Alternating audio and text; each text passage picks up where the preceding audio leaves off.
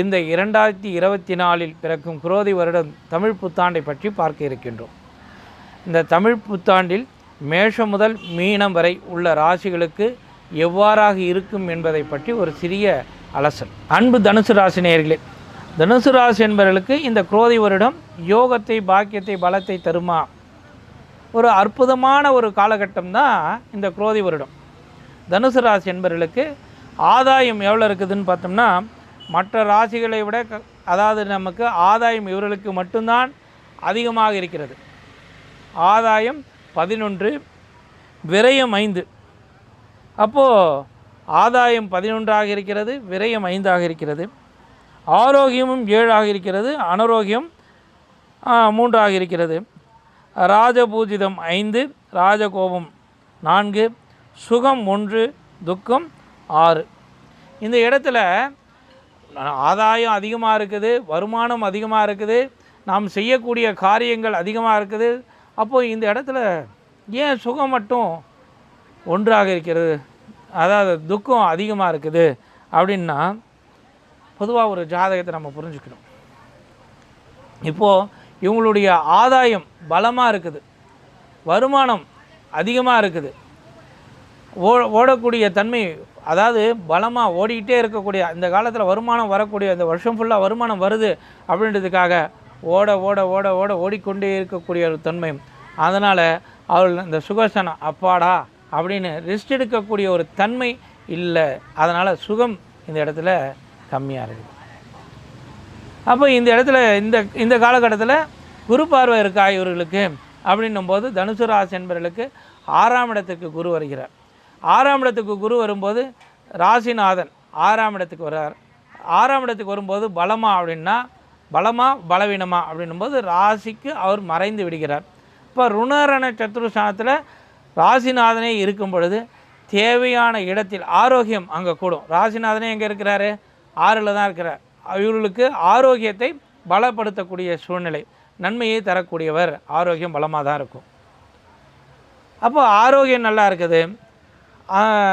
இந்த இடத்துல அவர்கள் செய்ய வேண்டிய பணிகள் எல்லாமே சிறப்பாக இருக்கும். ஆனால் ஓடிக்கொண்டே இருக்கக்கூடிய ஒரு தன்மையும் இந்த ராசிக்காரர்களுக்கு உண்டு. குரு பகவான் 6ல் இருக்க, சனி பகவான் எங்கே இருக்கிறாருன்னு பார்த்தோன்னா 2வது விதி ஆட்சியாக 3ஆம் இடத்துல இருக்க. தைரிய வீரிய சேனத்தைகள் இருக்கும். தைரியமாக ஒரு இடத்துல பெரிய பெரிய விஷயங்களுக்கு முன்னிலைப்படுத்தக்கூடிய ஒரு தன்மை அவர்களுக்கு கிடைக்கும். வருமானம் தொய்வின்றி அவர்களுக்கு நடக்கும். வருமானம் எப்படி இருக்கும்?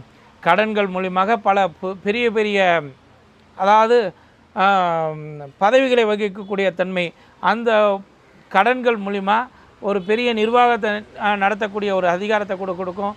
அதன் மூலிமா அந்த வருமானம் அதிகரிக்கும். வருமானம் அதிகரிப்பதுனால கடன்கள் சுமைகள் குறையும்.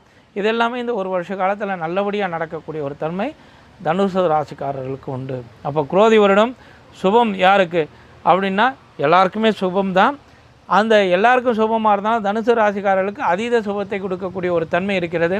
அதீத சுபத்தை கொடுத்தாலும் அவர்கள் வருமானத்தை சேமிக்கக்கூடிய ஒரு தன்மை இவர்களுக்கு. மற்றவங்களுக்கெல்லாம் விரயம் அதிகமாக இருக்கிறது, இவர்களுக்கு விரயம் கம்மியாக இருக்கிறது. இவர்களுக்கும் மீன ராசிக்கும் 2 பேருக்குமே விரயம் கம்மி தான்.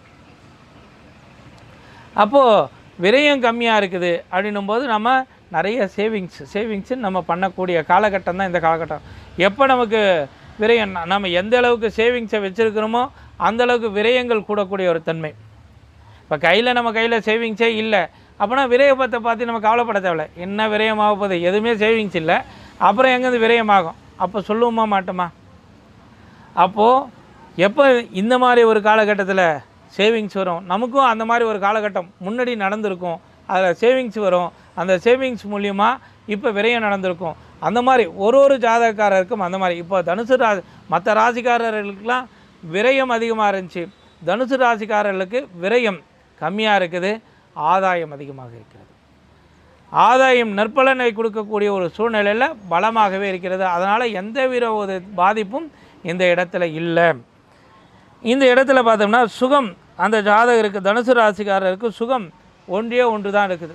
அதனால் அவர் வீட்டில் உட்காந்து நல்லா ருசித்து சாப்பிட்டு பசங்களோட சந்தோஷமாக இருக்கக்கூடிய ஒரு தன்மை இருக்குமான்னா வேலையின் நிமித்தமாக ஓடிக்கொண்டே இருக்கக்கூடிய காலகட்டமாக இருக்கும்.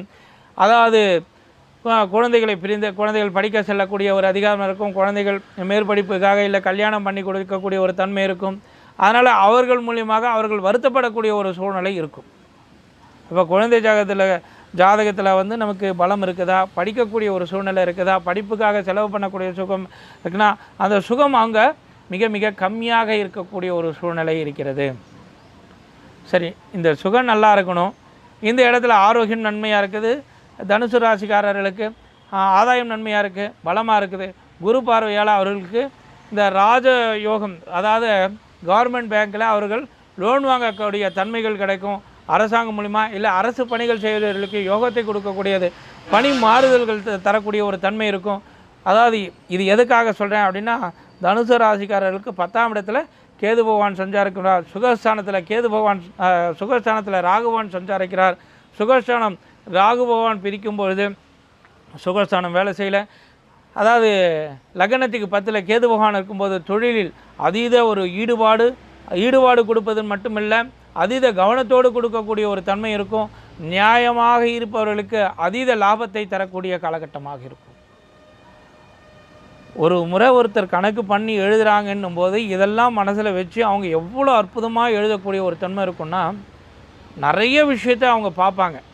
இந்த ஆதாயம், விரயம், அனரோகம், ரோகம், அதாவது ஆரோக்கியம், அனரோகம், ராஜபூஜிதம், ராஜகோபம், சுகம், துக்கம், இதெல்லாம் அவங்க எழுதும்போது அனைத்து விதமான குரு பார்வையை கணக்கு வைப்பாங்க, அதாவது ராகு கேது பயிற்சியை கணக்கு வைப்பாங்க, சனி பகவானுடைய பார்வையை கணக்கு வைப்பாங்க. இது எல்லாத்தையும் கணக்கு வச்சு நமக்காக எழுதக்கூடிய ஒரு அற்புதமான தன்மை. இப்போது இந்த விஷயத்தில் நமக்கு பலமான அற்புதமான பலம்தான் இந்த இடத்துல காத்திருக்குது. அதனால் இந்த சுகம் மட்டும் கம்மியாக இருக்குது. சுகம் நமக்கு மனம் சுகம் இல்லைன்னா நமக்கு என்ன ஆகுனா மனம் வருத்தப்பட ஆரம்பிக்கும். மனம் வருத்தப்பட ஆரம்பிச்சதுன்னா நமக்கு தன்னை மீறி ஒரு விதமான ஒரு பாதிப்பை கொடுக்கக்கூடிய ஒரு தன்மை வரும். மனதளவில் நாம் விரக்தி அடையக்கூடிய ஒரு தன்மை வரும். அதனால் சுகமும் நமக்கு தேவை.